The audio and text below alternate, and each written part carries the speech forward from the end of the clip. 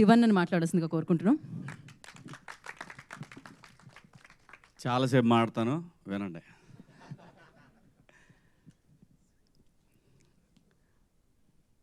ఈ సక్సెస్లో మొదటి కారణం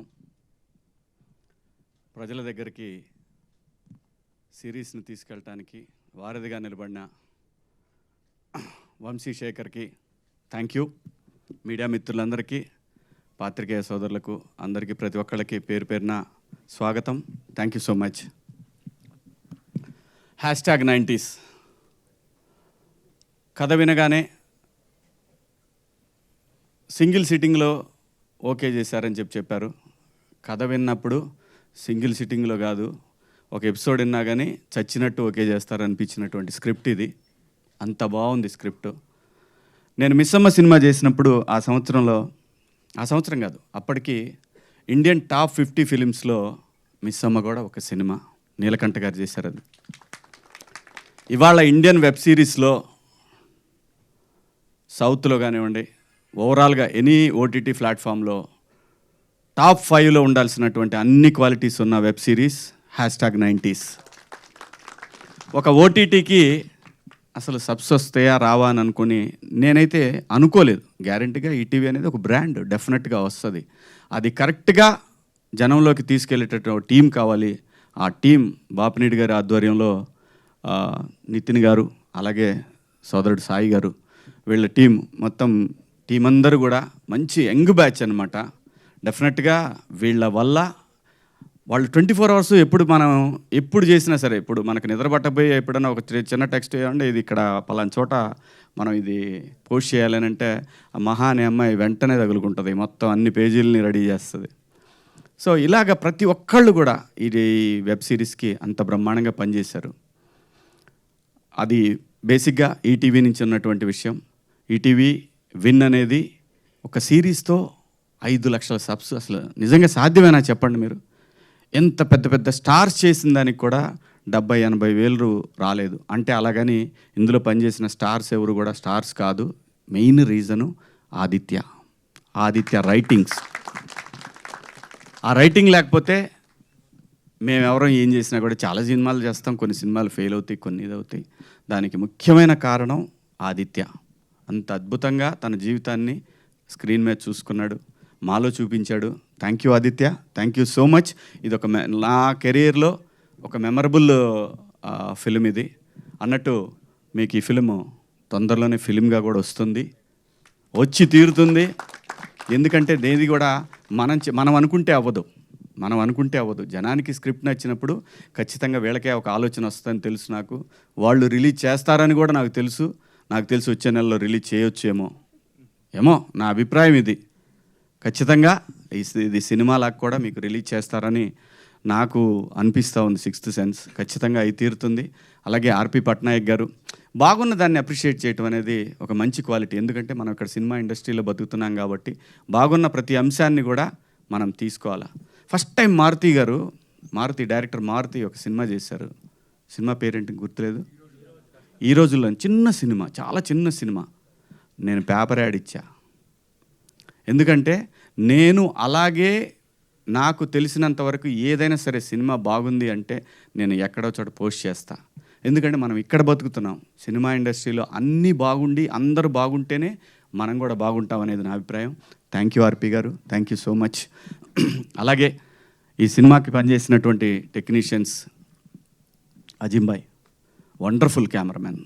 ఆయన ఆల్రెడీ ప్రూవ్డ్ కెమెరామెన్, కానీ దీనికి పనిచేయటం అనేది డెఫినెట్గా డైరెక్టర్కి ఒక ఎసెట్. అలాగే సురేష్ బొబ్బిలి గారు ఇంకా సాంప్రదాయం అనేది అతనికి ఒక జీవితాన్ని ఇచ్చేసింది. ఖచ్చితంగా ఇంతకన్నా పెద్ద ట్యూన్ ఎక్కడా కూడా చూడలేదు నేను గడిచిన కొన్ని సంవత్సరాల్లో. ఇంతకన్నా పెద్ద కాలర్ ట్యూన్ అనేది రాదు అని నేను అనుకుంటున్నాను. అలాగే సోషల్ మీడియాలో ఇలా మారుమోగిపోతూ ఉంది. థ్యాంక్ యూ సురేష్ గారు. బ్రహ్మాండంగా ఈ బ్యాక్గ్రౌండ్ స్కోర్ కానివ్వండి, సాంగ్స్ కానివ్వండి, అలాగే లిరిక్ రైటర్స్ కానివ్వండి, బ్రహ్మాండంగా పనిచేస్తారు ఈ సినిమాకి. అలాగే ఎడిటరు నూలి కదా, శ్రీధర్ గారు. అలాగే ప్రొడక్షన్ టీం లోపల దాక్కుంటాడు, అతను ఎప్పుడు బయటికి రాడు, వినోద్ గారు. అలాగే మిత్రుడు షర్విన్, ఇంకా మనోడు అందరూ కూడా బ్రహ్మాండంగా ఎక్కడ లేదు, టెన్షన్ లేదండి, ఏ రోజు కూడా టెన్షన్ లేదు. నేను ఎట్లుంటా అనేది ఫస్ట్ స్టార్టింగ్లో వాళ్ళకి టెన్షన్ ఉండేదంట. చాలామంది చెప్పారు, వీడు వస్తాడు, వీడు ఏం చేస్తాడు, వీడు ఎవరు నరుస్తాడు. నాకు అది సంబంధమే లేదండి, లేనిపోయింది నా మీద ఏదేదో ఎవడో ఒకడు ఊహించేసి, అంటే అదే కర్మ అది మనకు సంబంధం లేకుండా మన గురించి మంచి చెడు రెండు బయటికి వెళ్తాయి. అదేంటంటే అది మన కర్మ. సో వెళ్ళాము, ఎప్పుడు చేసామో ఎప్పుడు అయిపోయిందో తెలీదు. అక్కడి నుంచి అయిపోయి పెట్టి సర్దుకొని బిగ్ బాస్ హౌస్ పోయా. అంత సింపుల్గా అయిపోయింది, అంత బాగా జరిగింది, ఇది అంత అద్భుతంగా జరిగింది. దీనికి రీజన్ ఏంటంటే ప్రొడక్షన్ బన్ను కానివ్వండి. బన్ను అంటే రాజశేఖర్ మన నవీన్ గారి తమ్ముడు. నవీన్ గారు ఎంత ప్యాషనెట్ అంటే ఆయన ఒక్కొక్క నెక్స్ట్ ఫిలింకి ఆయన తయారు చేసినటువంటి విఎఫ్ఎక్స్ కానివ్వండి, అవన్నీ ఎంత బ్యూటిఫుల్గా ఉన్నాయంటే కిక్ వస్తుందండి. అట్లాంటివి చూసినప్పుడు అనిపిస్తుంది నాకు ఆయన ఒక కొన్ని విజువల్స్ చూపించారు, ఎంత అద్భుతంగా ఉన్నాయంటే అలా చూస్తూ 2 hours 3 hours అలాంటి విజువలైజేషన్ అలా వెళ్ళిపోతూ ఉంటే ఎక్కడికో తీసుకెళ్ళిపోయాడు అసలు ఆ విజువల్స్ అన్నీ కూడా. Such a wonderful director. అంత విజన్ ఉంది కాబట్టే ఈ స్క్రిప్ట్ వినగానే వెంటనే యాక్సెప్ట్ చేశారు. అలాగే ఇక ఆర్టిస్టుల గురించి చెప్పాలి. ఇది ఏదైనా సరే, ఏ ఆర్టిస్టులైనా దీనికి కుదిరింది అని అంటే అది తను రాయటం వల్లనే. ప్రతి ఒక్క క్యారెక్టరు, ఆ అబ్బాయి చెప్తాడు సాయిరామ్, ఓడి అసలు ఆ డైలాగ్ ఫస్ట్ నాకు అర్థం కాలేదు, మళ్ళీ చెప్పు అన్నట్టు విన్నా. అంత ఫాస్ట్గా చెప్పేయటం, అది కూడా ఎంతో ఫన్గా ఉంది. ఫాస్ట్ చెప్పినా కూడా తరువాత కావాలని ప్రతి ఒక్కళ్ళు కూడా చూస్తారు, అది రివైండ్ చేసి మరీ చూస్తారు. అంటే ఎక్కడో తను స్ట్రైకింగ్గా అనిపించింది తను డైలాగ్ చెప్పే విధానం కానివ్వండి. అలాగే సందీప్ మాస్టరు, ప్రతి ఒక్క చిన్న క్యారెక్టర్ కూడా బయటికి వచ్చి ఎలివేట్ అయిందంటే దానికి రీజను స్క్రిప్ట్లో ఉన్న దమ్ము. స్క్రిప్ట్ బాగుంటే, ఆర్టిస్టులు కరెక్ట్గా సెట్ అయితే ఇదిగో ఇలాంటి రికార్డ్సే వస్తాయి బయటికి. దానికి బెస్ట్ రీజను ఆదిత్య. ఎక్కడ పోయినా సరే ఆదిత్య, ప్రతి ఒక్కదానికి ఆదిత్యనే కారణం అండి, అంతే, వేరే ఏం లేదు. ఒక సినిమాకి దాసనారాయణరావు గారు పెట్టిన పేరు కెప్టెన్ ఆఫ్ ద షిప్ అనేది అద్భుతం, అంతే. దానికి డైరెక్టరు, ఆ రైటరు, ఆ రెండు తనే కావటంతో ఎక్కడికో తీసుకెళ్ళిపోయాడు.